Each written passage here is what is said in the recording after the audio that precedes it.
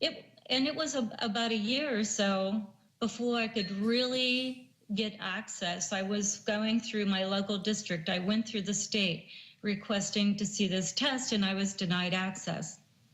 So finally, I had contact with one of the aides in my representative's office. It was a state representative, and they sent me these documents that had what they called the quality goals of education in Pennsylvania. And they were all in, I'm going to explain this, the affective domain.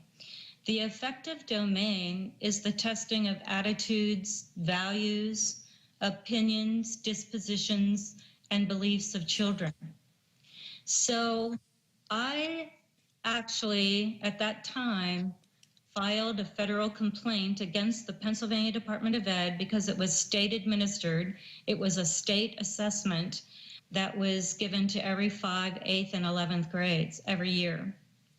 So it was, a very long journey, but in the end, I could prove that not only was the Pennsylvania Department of Ed testing 350 questions on attitudes, values, opinions, and beliefs, 30 questions in reading, 30 questions in math, and we were the model for the National Assessment of Educational Progress, the NAEP, they call it.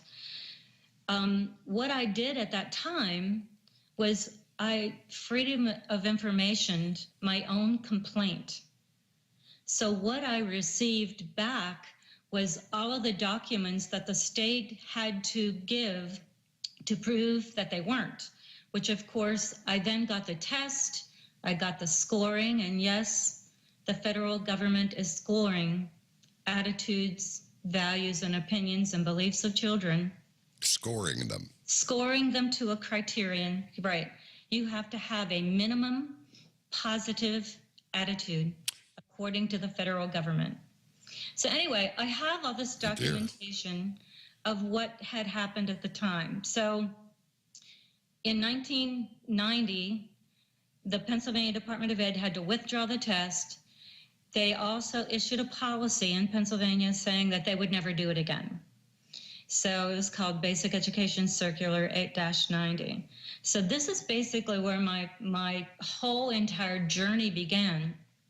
In the meantime, there were different people who had contacted me about what I had been doing. And one was Charlotte Iserbeet, and I know that you've had Charlotte on your show, who was at that time had just been fired from the Federal Department of Ed.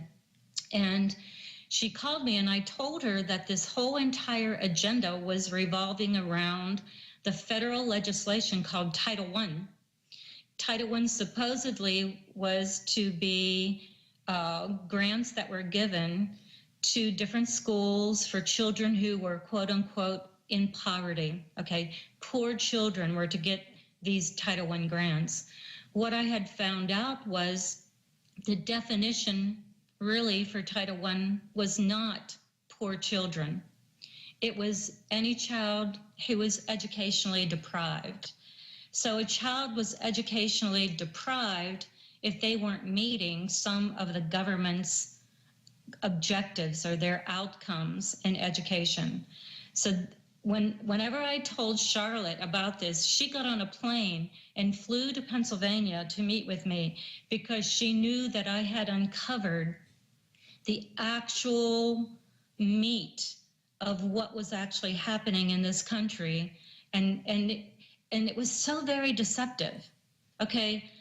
Also in these documents that I had freedom of information, it said that you wouldn't tell the community or the parents about the testing depending upon the sophistication of your school district.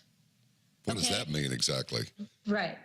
Depending upon the sophistication of your school district. So they just really crossed the wrong person because, I immediately jumped on this situation because I realized what was really happening. It was so deceptive, you wouldn't believe it, John. For instance,